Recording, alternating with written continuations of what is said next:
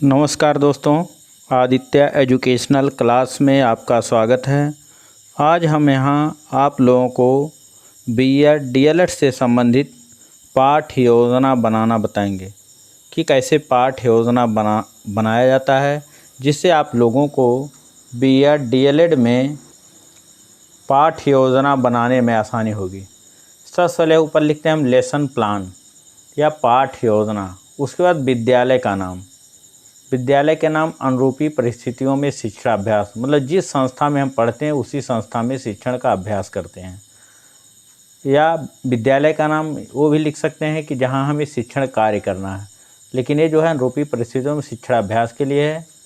उसके बाद छात्राध्यापिका का नाम, जो आपका नाम होगा यहाँ नाम अंकित करेंगे। फिर दिनांक, जिस दिन यह पाठ्य योजना पढ़ाना है उसका दिनांक लिखते हैं। कक्षा 7 वर्ग ए, विषय विज्ञान, उप विषय भौतिक विज्ञान। चक्र दूसरा, अवधि जो है 10 मिनट। 10 मिनट का 15 मिनट का होता है अनुरूपी परिस्थितियों शिक्षा अभ्यास। उसके बाद प्रकरण यहाँ हमारा है बल। उसके बाद सामान्य उद्देश्य, सामान्य उद्देश्य का संबंध जो हमारा विषय से होता है। जैसे सामान्य उद्देश्य यहाँ विषय विज्ञान, तो हमारा सामान्य उद्देश्य विज्ञान से होगा। और विशिष्ट उद्देश्य का संबंध जो होता है प्रकरण से होता है। पहला सामान्य उद्देश्य छात्रों में वैज्ञानिक दृष्टिकोण का विकास करना। दूसरा, छात्रों में रुचि उत्पन्न करना। तीसरा, छात्रों में जिज्ञासा उत्पन्न करना। चौथा, छात्रों में कल्पना शक्ति का विकास करना। पांचवा, छात्रों में तर्क शक्ति का विकास करना। छठवां सामान्य उद्देश्य है छात्रों में वैज्ञानिक ढंग से चिंतन करने की क्षमता विकसित करना। उसके बाद विशिष्ट उद्देश्य आता है। बताएं पहले कि विशिष्ट उद्देश्य का संबंध हमारा प्रकरण से होता है। तो विशिष्ट में ज्ञानात्मक उद्देश्य, छात्र बल के बारे में जान सकेंगे। उसके बाद भावात्मक उद्देश्य, छात्र विभिन्न प्रकार के बलों में अंतर बता सकेंगे। क्रियात्मक उद्देश्य, छात्र प्रयोग द्वारा बलों के प्रकारों को सिद्ध करने में कुशलता प्राप्त कर सकेंगे। उसके बाद सहायक सामग्री, बल का प्रदर्शन करता हुआ चित्र और कक्षा उपयोगी समस्त सामग्री। पूर्व ज्ञान, उसके बाद पूर्व ज्ञान लिखते हैं। छात्र बल के बारे में सामान्य जानकारी रखते हैं। उसके बाद प्रस्तावना के प्रश्न, यहाँ छात्राध्यापिका क्रिया, छात्र क्रिया, या कह सकते हैं प्रस्तावित प्रश्न भी यहाँ लिख सकते हैं, संभावित उत्तर भी लिख सकते हैं। प्रस्तावना का पहला प्रश्न है, बच्चों किसी वस्तु को एक स्थान से दूसरे स्थान तक ले जाने के लिए हमें क्या करना पड़ता है? तो छात्र बताते हैं कि धक्का या खिंचाव करना पड़ता है। दूसरा प्रस्तावना का प्रश्न, छात्राध्यापिका द्वारा किया जाता है किसी वस्तु को खींचने अथवा धक्का देने के लिए किसका प्रयोग करना पड़ता है? तो छात्र बताते हैं कि बल, मतलब बल का प्रयोग करना पड़ता है। तीसरा प्रश्न, बल के बारे में आप क्या जानते हैं? ये समस्यात्मक प्रश्न हो जाता है। छात्र यहाँ कुछ बताते हैं या मौन हो जाते हैं। फिर उसके बाद उद्देश्य कथन लिखते हैं कि बच्चों आज हम सब बल के बारे में अध्ययन अध्यापन करेंगे। उद्देश्य कहने के बाद छात्राध्यापिका द्वारा प्रकरण बल श्यामपट पर अंकित कर दिया जाता है। उसके बाद प्रस्तुतिकरण, यहाँ चाहे लिखते हैं चाहे बीच में लिखते हैं। यहाँ 3 कॉलम, शिक्षण बिंदु, बल है, छात्राध्यापिका क्रिया, छात्र क्रिया। छात्राध्यापिका द्वारा प्रश्न किया जाता है, जब गेंद या फुटबॉल को धक्का देते हैं तो क्या होता है? तो छात्र बताते हैं गेंद गतिमान हो जाता है। दूसरा, बल किसे कहते हैं? अब ये समस्यात्मक हो जाता है, बल किसे कहते हैं या छात्र इसको बताते हैं।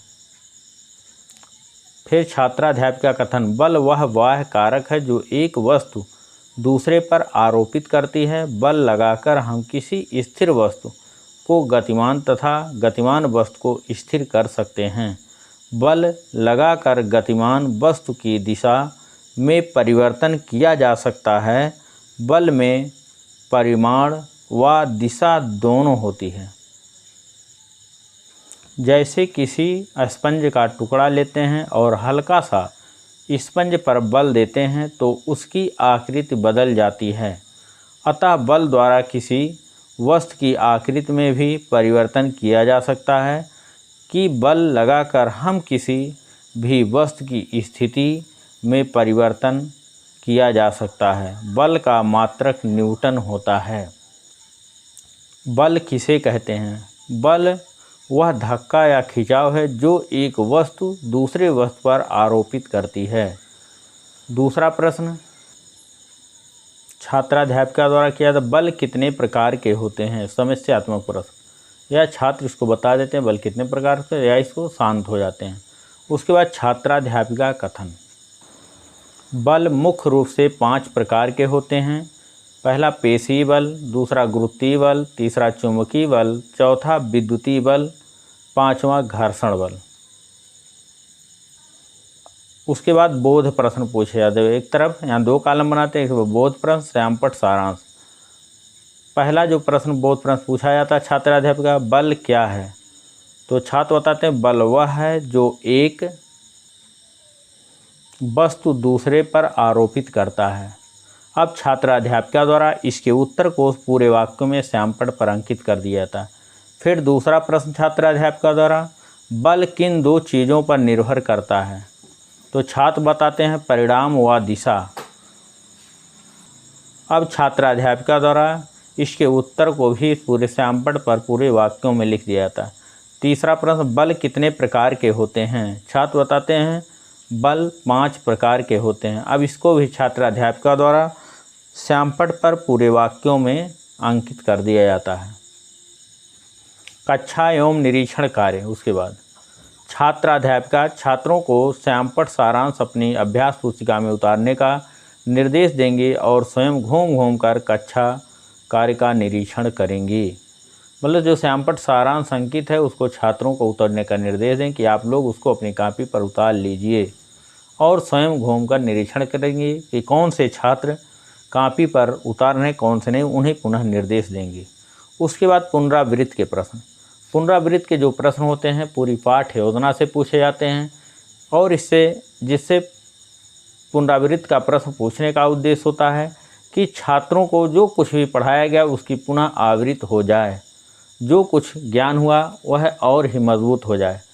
पुनरावृत्ति का पहला प्रश्न, बल किसे कहते हैं? दूसरा, बल का मात्रक क्या है? तीसरा, बल कितने प्रकार के होते हैं? उसके बाद गृह कार्य में दे दिया जाता है कि छात्र इसको घर से लिख कर आएंगे। बल के प्रकारों के नाम बताओ, घर्षण बल की उपयोगिता बताइए, पेशी बल क्या है। उसके बाद यह पाठ्य योजना समाप्त हो जाती है। Thank you class. दोस्तों यह वीडियो आपको अच्छा लगे तो इसको लाइक कीजिएगा, सब्सक्राइब कीजिए, अपने दोस्तों में शेयर अवश्य कीजिएगा, जिससे मैं पुनः अगला वीडियो अपलोड करूं तो इसकी सूचना सबसे पहले आपके पास पहुंचे। धन्यवाद।